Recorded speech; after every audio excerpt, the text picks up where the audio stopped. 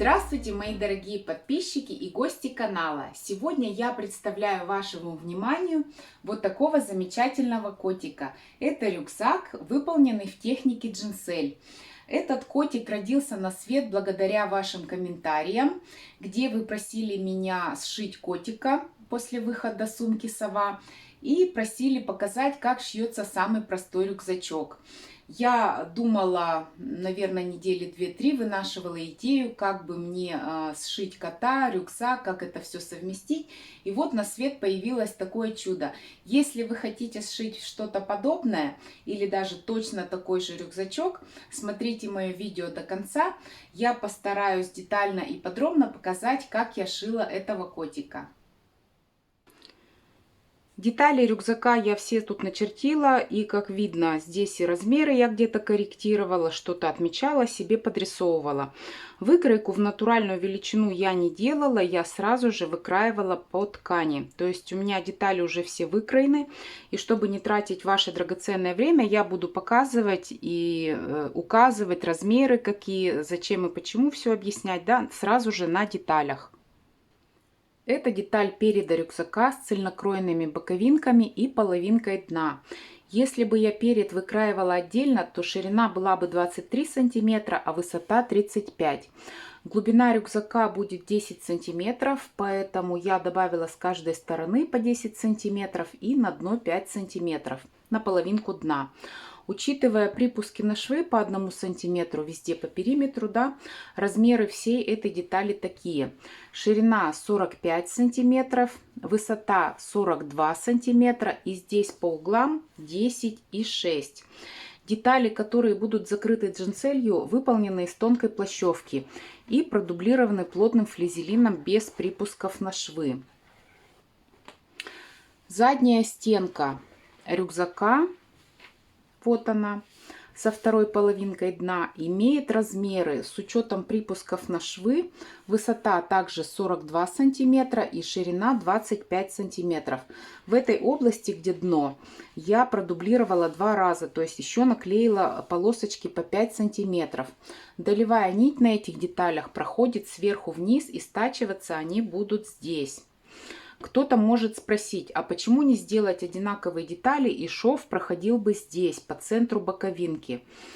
Я сделала это так для того, чтобы нижнее крепление лямок было именно в этом шве, поскольку втачивать их в середину боковинки, технологически неправильно, они должны быть у самой спины.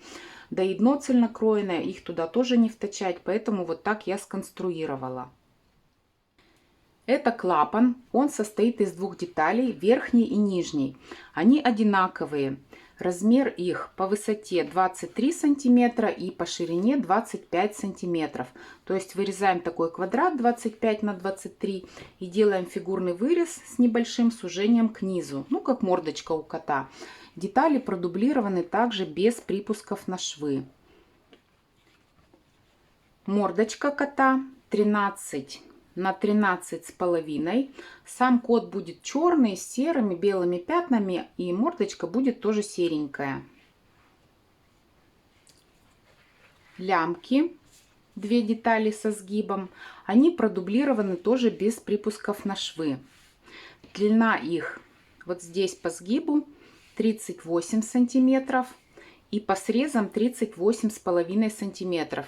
Ширина сверху в сложенном состоянии 7 сантиметров и снизу 4 сантиметра. То есть, соответственно, будет 6 и 3. Сюда также будет втачиваться стропа. Вверху срез косой я сделала, чтобы втачать их под углом. Вот таким образом. Когда лямки не прямо, а под углом, вот так наружу, да, то это удобнее, они не будут натирать плечи, врезаться, да, каким-то образом. Тем более тут толщина хорошая получилась после приклеивания дублерина. Я их затем простегаю, возможно, здесь сделаю немножко джинсель, посмотрим. Это планка, которая будет вверху рюкзака. Вот она будет из 2 деталей состоять, да, вот так я здесь стачаю. Она будет согнута и втачена между подкладкой и верхом рюкзака. На ней я поставлю люверсы, в которые будет продет шнур. Дублировать и стачивать я уже буду позже, когда у меня верх будет готов. Ну, мало ли, где-то там припуск, да, чуть меньше, больше, чтобы у меня все ровненько получилось. Потом я уже померяю по готовому рюкзаку. Это детали подкладки. Такая веселенькая ткань у меня нашлась. Да, чтобы не черная была, чтобы там, ну, можно было найти что-то в рюкзаке легко. Детали подкладки я тоже выкроила. Они точно таких же размеров, как и детали верха рюкзака. Это передняя часть с цельнокроенными боковинками. Это задняя часть. И здесь я выполню карманчик прорезной на молнии. Вот таким образом. Шить я начну с самого главного, с мордочки. Из этого квадрата мне надо сделать, ну так, пирамидку, да, если можно выразиться. То есть вот мордочку такую объемненькую. Я здесь потренировалась на каком-то кусочке, вот закалывала булавками, определила форму, да, и строчки, где будут проходить, чтобы получилась пирамидка, которая меня устроит. Смотрите, я здесь расчертила, отметила центр по вертикали. По горизонтали я линию не по центру провела, здесь я 8 сантиметров отложила, и здесь осталось 5,5 сантиметров. То есть вот две линии я провела. Здесь я отметила ширину носика, да, где у меня будет. Здесь отступила по 1 сантиметру сверху, и здесь прочертила линии вот такие диагональные прямо вот к углам. И что я буду делать? Я буду вот таким образом складывать, да. Отсюда я вот от этого места, вот от этого уголка начну, и здесь на нет. Здесь то же самое. Проложу строчку вот отсюда и на нет. А здесь, соответственно, вот таким образом, да, ну здесь где-то я 1 сантиметр возьму припуск, да, и также на нет, вот к этому месту. Такая пирамидка у меня получилась неправильной формы. Сейчас припуски лишние я срежу.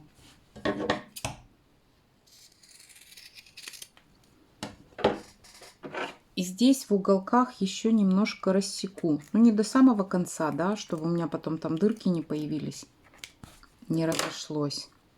Ну, я сделаю везде так же. И припуски разутюжу. Вот так вот. Пирамидку эту я приложила вот таким образом к клапану, отступая 1 сантиметр от края нижнего, да, который будет. И вы знаете, столько котов, как в последние 2 дня, я не разглядывала. Я сидела в интернете и разглядывала и котов, и кошек, как у них мордочка устроена. Ну, нарисовала здесь такие линии, ориентиры, да, и начну я это делать с щечек. Щечки я посмотрела, у них, ну, вообще не очень пушистые, поэтому джинсель я здесь делать на щечках не буду, такую, как обычно, да, полосками. Я буду делать мини-джинсель, вот такие квадратики я нарезала, и буду пришивать квадратики сюда. И пришивать я их буду тоже не прямой строчкой, а вот закрепками, да, так сказать, фиксировать. Они потом распушатся, ну и посмотрим, что получится. Я, честно говоря, весь рюкзак себе хорошо представляю, кроме мордочки. Очень туманно.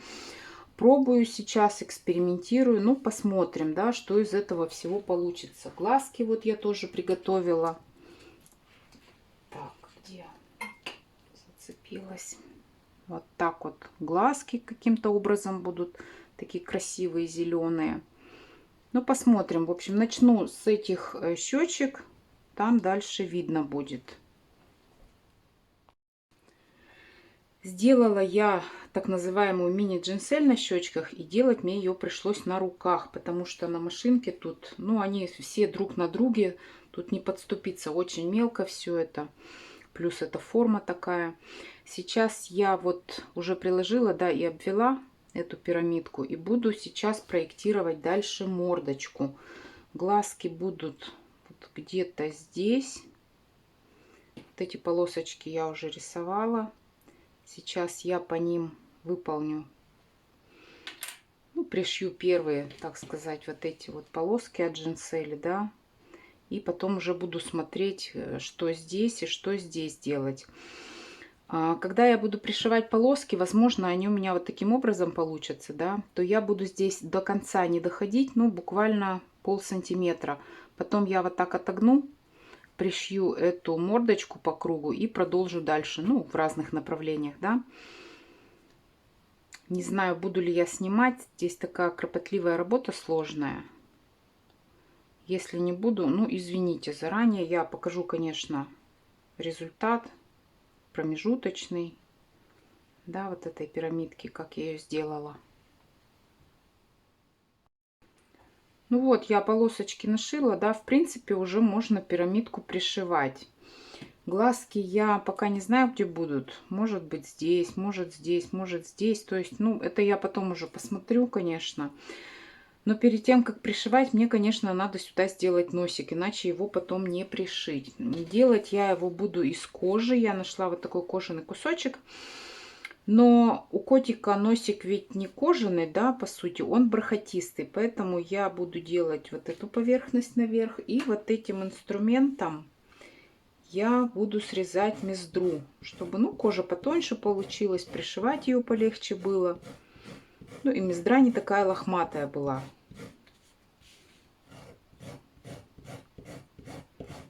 Потом, в самом конце, когда уже, возможно, даже рюкзак будет готов, я этот носик покрашу розовой краской акриловой для кожи. Может быть, каемочку черненькую сделаю. Ну, посмотрю. Тоже надо смотреть, когда мордочка вся будет готова. Вот видите, сколько она срезалась. Сейчас я ее еще утончу, посрезаю.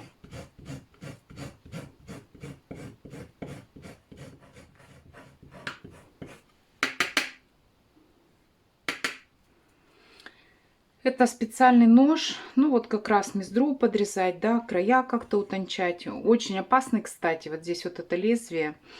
Я пару раз разрезала себе руку, когда его меняла. Вот. Ну, благодаря вот этой форме закругленной, да, очень хорошо это все срезается. Вот такой носик я вырезала. Ну, я, конечно, опять в интернете посмотрела, какие у котов бывают носики. И сейчас я его приклею сюда, вот этим клеем, которым я все клею. Он клеит и кожу, и дерево, и пластмасс, все клеит. И затем буду пришивать, видимо, вручную. Но даже не видимо, а точно вручную, потому что на машинке тут ну, точно никак не подобраться. И буду пришивать по самому-самому краю. Маленьким таким стежочком, чтобы очень аккуратненько все было. Вот так будет. Пока нос сохнет, я начну делать джинсель на остальных деталях. Ну, рассказывать, показывать, как делать джинсель я не буду, конечно, из уважения к тем, кто уже видео посмотрел. Кто не смотрел, не знает, как, что делать, пожалуйста, вот ссылка, смотрите, там все очень подробно.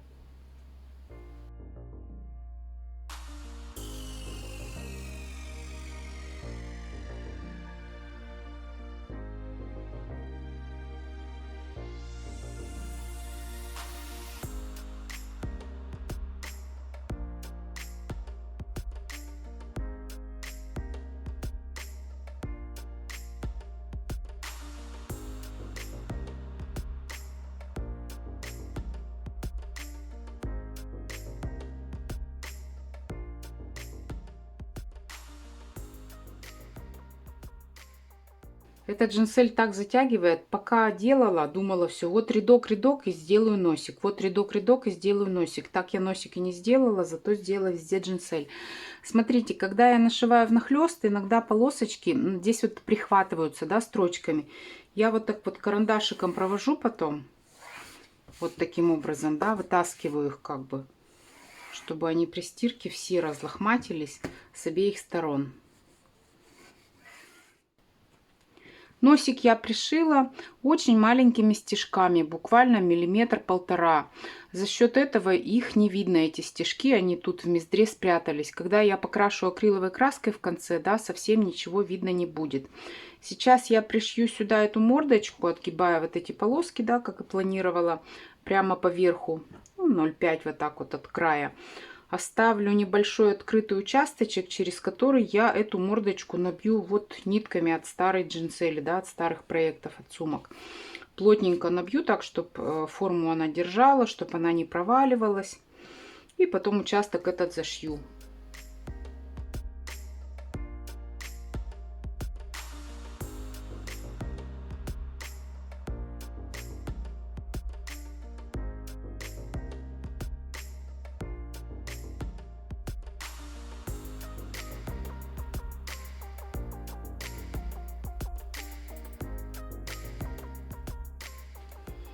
Мордочка готова. Вот здесь немножко волнами идет, но это ничего страшного. Я когда постираю, положу ровненько, расправлю, чтобы оно в таком состоянии высохло.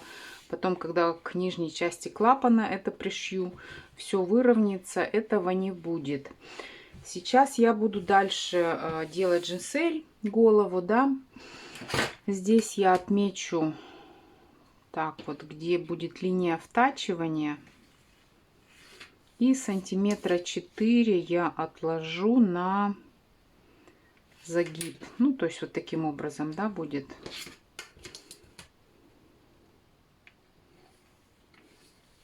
Ушки где-то здесь будут. Где они, какого размера будут, я пока не знаю. Это я тоже буду делать в самом конце. Посмотрю, какого размера вообще получится этот кот и какого размера нужны будут ушки. Так, ну начну рисовать сейчас, да, и нашивать джинсель дальше.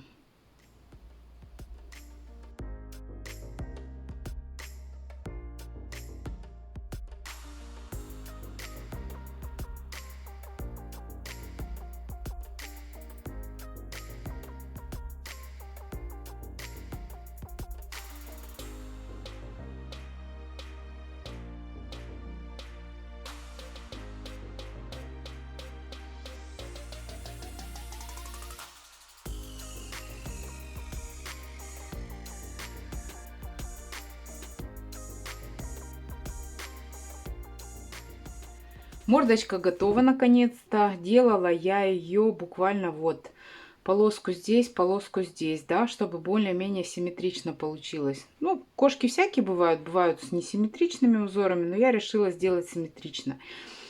И этот кот напоминает мне отчасти Версачи. Вот сейчас я еще глазки приложу, да, посмотреть. Но мне кажется, будет очень даже красивый котик. Все, сейчас это все отправляется в стирку. Пока стирается, я выполню подкладку, да, стачаю детали, сделаю карманчик.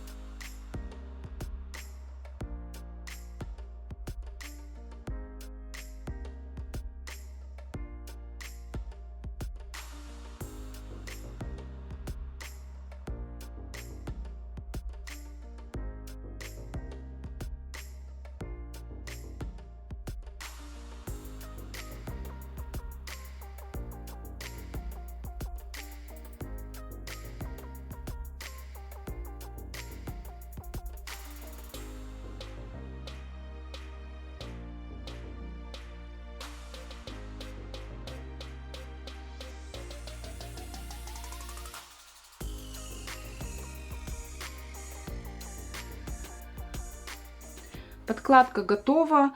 Как ее собирать, я показала уже без объяснений, потому что здесь, ну, совсем просто. Дно я буду делать позже, когда у меня будет втачена планка, да, на которой будут люверсы и шнурок продет, между подкладкой и верхом рюкзака. Тут такой карман получился, очень даже такой хороший, большой по объему. Ну и здесь открытый карманчик, мало ли ключи положить что-то. Вот. Пойду вытаскивать джинсель из машинки. Ну, посмотрим, что тут настиралось.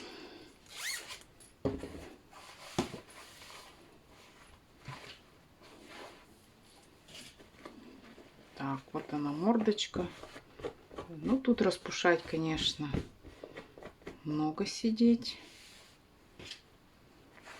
Так, спинка такая черненькая. Очень даже неплохо получилось. Так, и перед. Вот это вот все, что скаталось. Сейчас положу сушиться.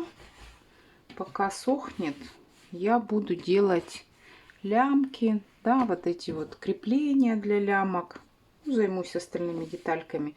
Кожа здесь стала серенькая. Ну ничего, я ее покрашу потом акриловой краской. Акриловая краска хорошая, специально для кожи. Она смываться не будет. Проверено. Делать лямки я начну с этих треугольников. Вы их уже видели, они лежали вместе с остальными деталями, но я про них не рассказывала. И вот настал их черед. Размеры треугольников 9 на 9 на 6, их 4 штуки. К ним будет крепиться стропа, а сами они будут втачиваться вот таким образом между деталями, задней и передней деталью рюкзака. Я их еще называла нижними креплениями. Их нужно сложить лицом к лицу.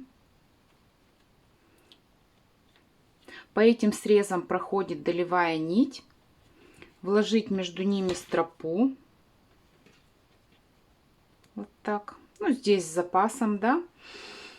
И стачать. И стачать только по двум сторонам. Вот здесь начну, дойду до угла и вот сюда вниз. Ну, стропу надо будет отогнуть вот так, чтобы строчкой ее не прихватить.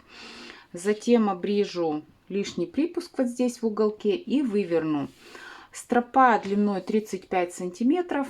Ну, я не люблю длинные лямки, которые чуть ли не до колена болтаются. Вот такое получилось крепление.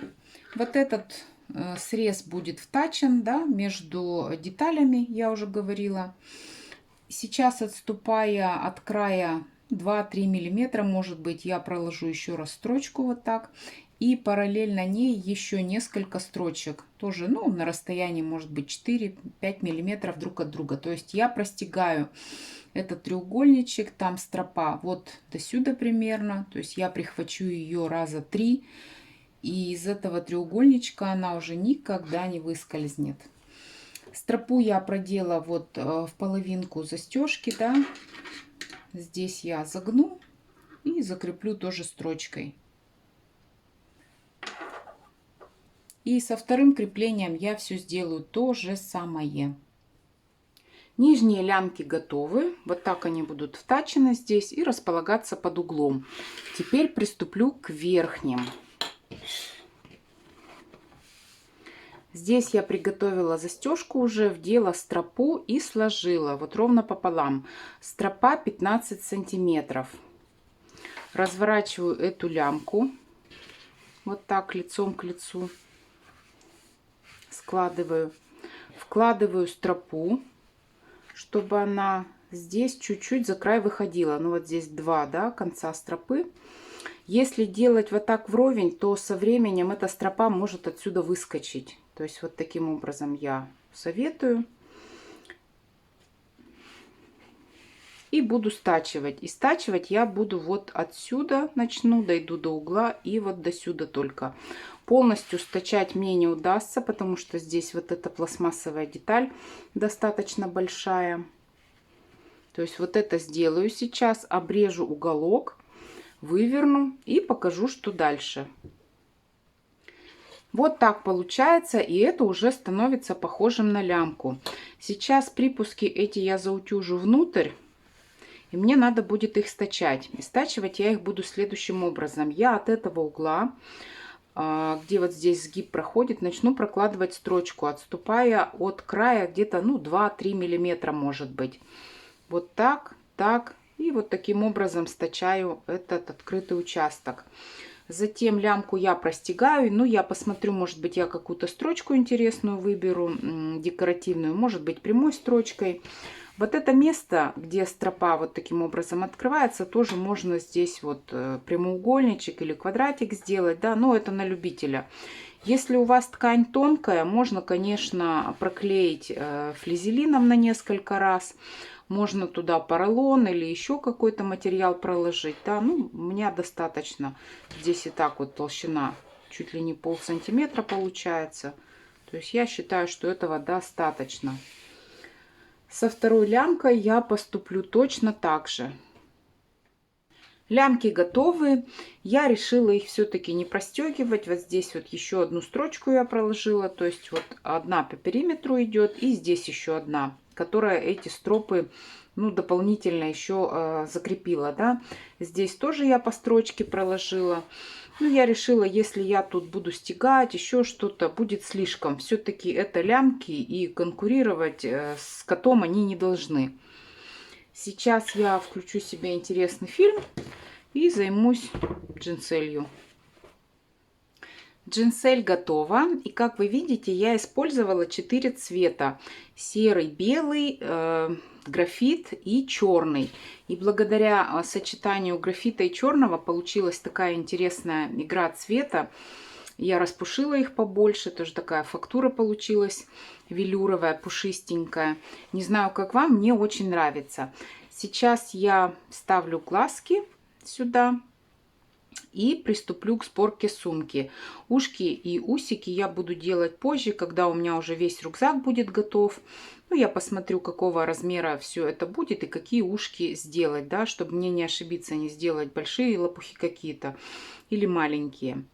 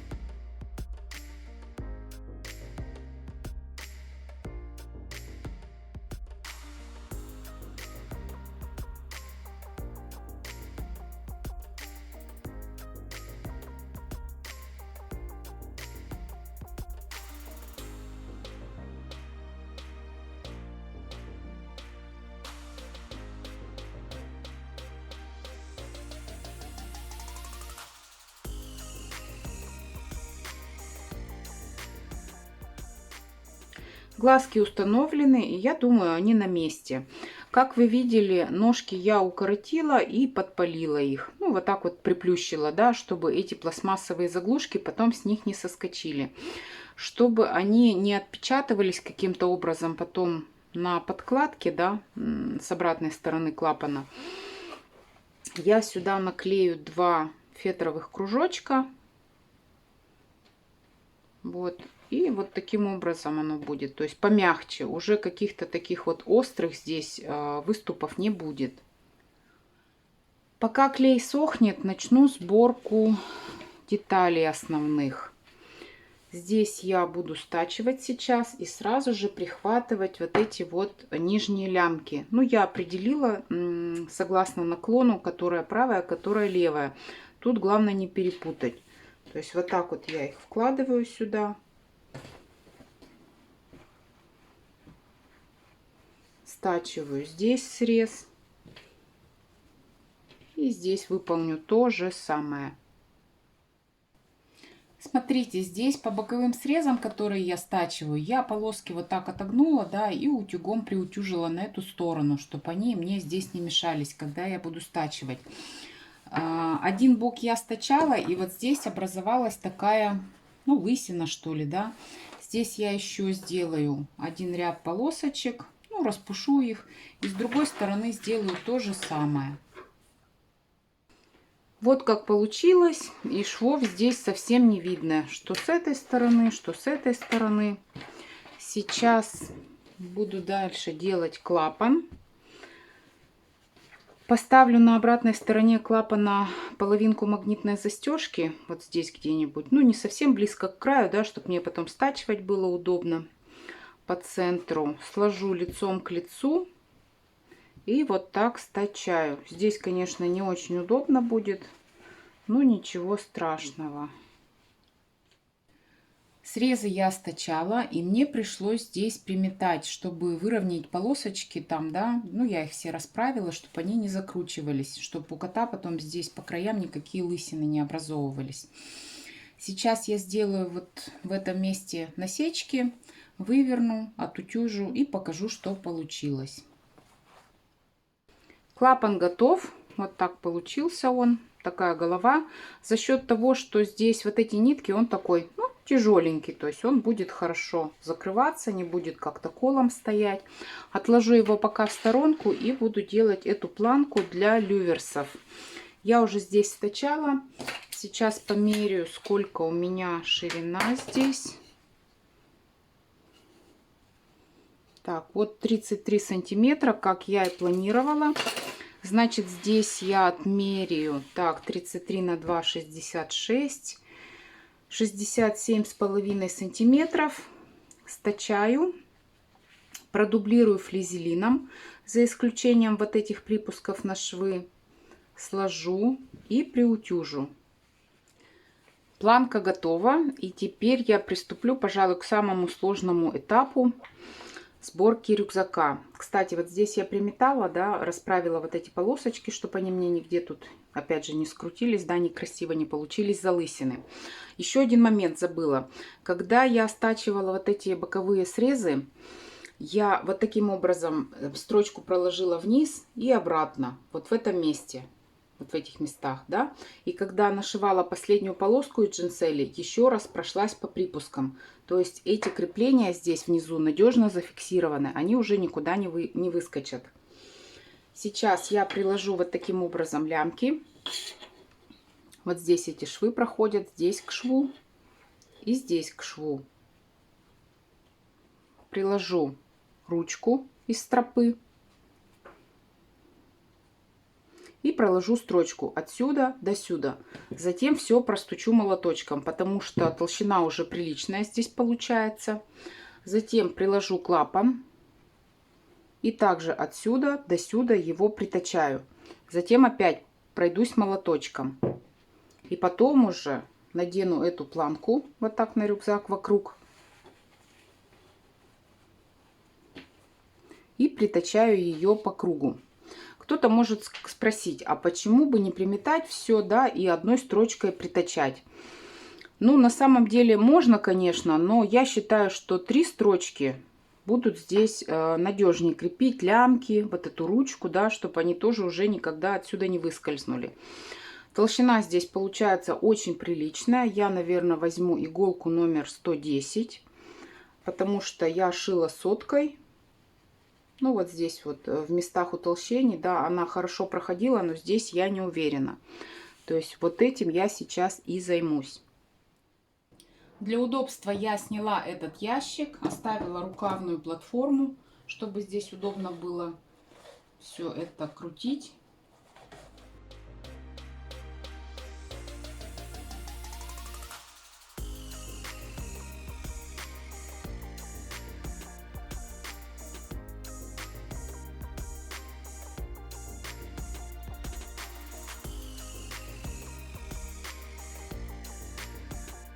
Планку я притачала по кругу, клапаны, лямки тоже втачены между этой планкой.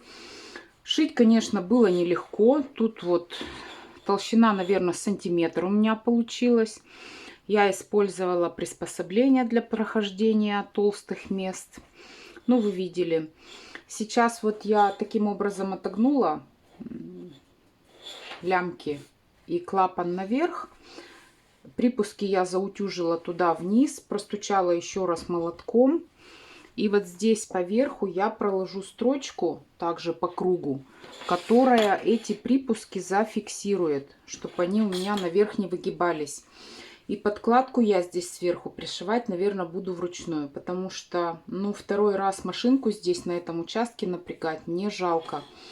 Все-таки 1 сантиметр, плюс еще прибавится подкладка, да. Ну, достаточно тяжело. Строчку я буду прокладывать вот здесь, под лямками. Но вот эту ручку, да, я ее вниз туда зафиксирую, чтобы когда рюкзак был на спине, она не торчала. Вот, да, потому что ушки будут у кота. Ну и лямка, мне кажется, если будет торчать, будет некрасиво. Вот так я ее. Строчку я проложила. Здесь я поставила серые нитки вот на этом участке. Может быть, не очень красиво выглядит эта строчка, зато надежно, да, ну и ровненько достаточно получилось. Сейчас можно делать дно. Для этого рюкзак нужно вывернуть. Сначала я стачаю эти срезы. Припуски я разутюжила на разные стороны. И теперь здесь и здесь стачаю. И все, дно готово. Вот такое дно получилось, достаточно широкое. Сейчас я установлю вторую половинку застежки.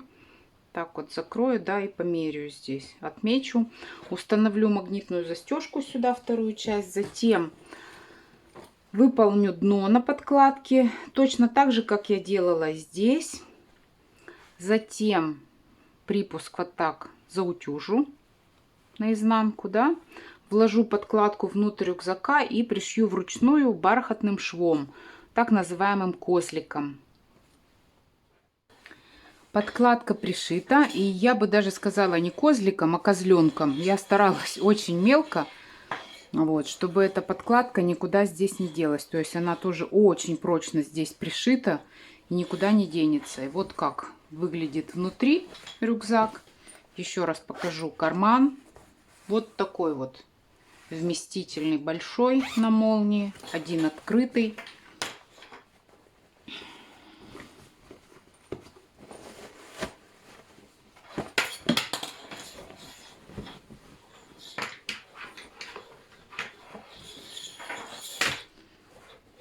Сейчас можно будет ставить люверсы. Люверсов будет 8. Вот таким образом я здесь согну. И немножко утюгом припарю, да, вот так вот. И здесь вот так, чтобы у меня вот так закрывался клапан. Все было ровненько. Почему 8? Смотрите. Раз, два, три, 4. И здесь с этой стороны 4. Когда будет затягиваться шнурок, именно вот таким образом будет рюкзачок сверху складываться. Поставлю люверсы, покрашу носик, сделаю ушки. Ну и посмотрим, что получилось.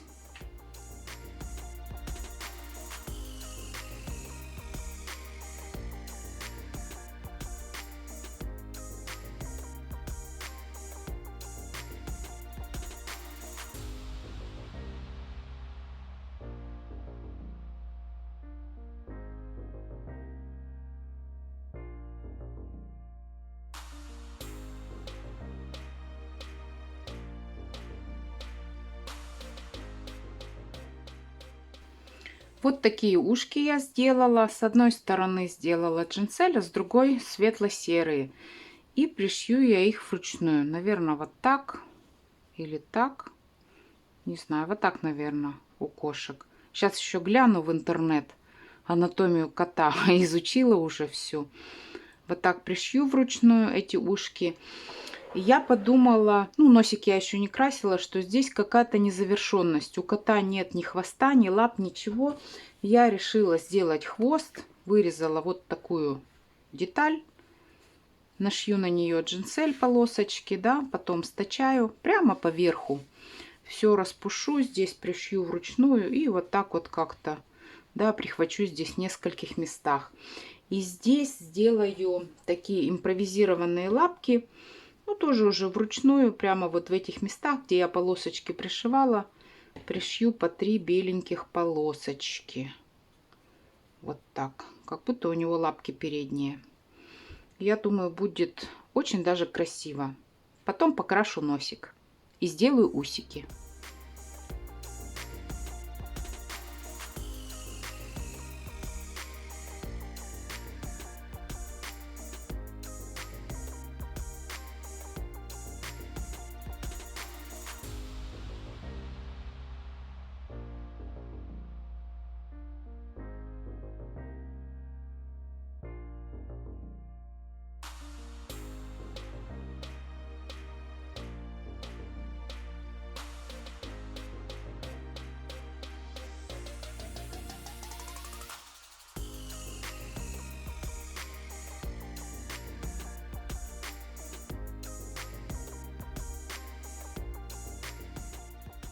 Рюкзак готов. Здесь я внесла небольшие изменения. Я установила 4 люверса, 2 сзади, 2 спереди, и удалила регулятор.